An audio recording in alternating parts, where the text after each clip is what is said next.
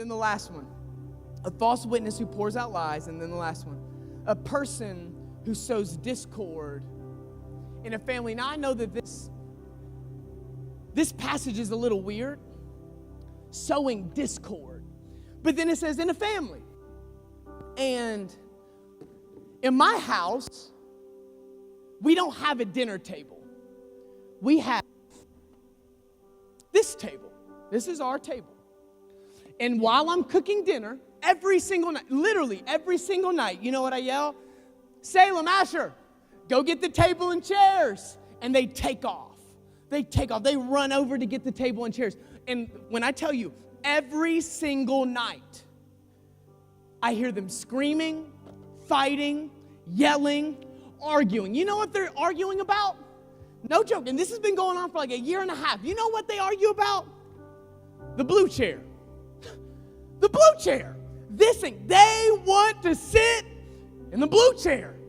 And so they will literally, I've heard them say, you're not my sister anymore. And then they start throwing punches. They're pulling hair. They're scratching. They're kicking. You know why? A blue chair. Literally. A blue chair. Also, they can say, tonight for dinner with mom and dad, I sat in a blue chair. The blue chair is mine. And as silly as this sounds, how many blue chairs have we ruined a relationship over? How many church families have we torn because of a blue chair? I don't like the music. They didn't let me sit in my seat. The pastor wore jeans too tight. The music's too loud. Blue chair. Or how many family members that owed you $20, you won't let it go? Blue chair. How many work relationships are ruined over a blue chair? You know what's crazy to me? While I'm cooking and preparing dinner for my girls, my only concern is sitting down with them and eating. I don't care about chairs, the color of the chair, who sits in what chair. It doesn't change my thought process on my daughters. But they get so worked up just to sit in this chair. And I really think that our entire life we spend trying to get the blue chair. I will curse on anyone's name to get in that blue chair. I'll take money to get, I will talk bad about somebody to get in the blue chair. It's a chair. It's blue. But ask yourself, maybe you've got family issues at home. What's the blue chair?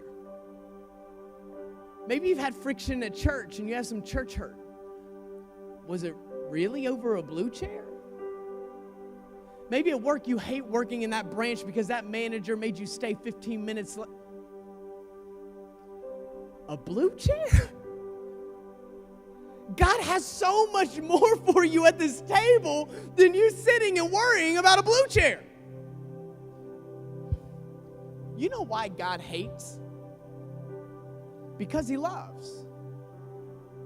He knows that all 7 of these things keep us from being who God created us to be. That's why he hates it. Look, my daughters, if they don't like a certain type of food, I don't really rock with that food because they don't like it. Because I love them so much more. I do. I ask you, what's your blue chair? What have you been fighting over? What have you been trying to convince yourself is worth it? What is your blue chair in life that's keeping you from everything God created you to be? Now, before we get out of here, you know what's interesting about the blue chair and number 7 and number 1? What was number 1? Pride. You know what the blue chair says? I deserve this. You deserve the green chair. I'm going to sit in the blue chair. God will like me more. I'm going to sit in the blue chair. It's pride. When you walk in humility, you say, man, I don't care what chair I'm sitting at. I just want to be at the table with Dad. I just want to sit at the table with my dad.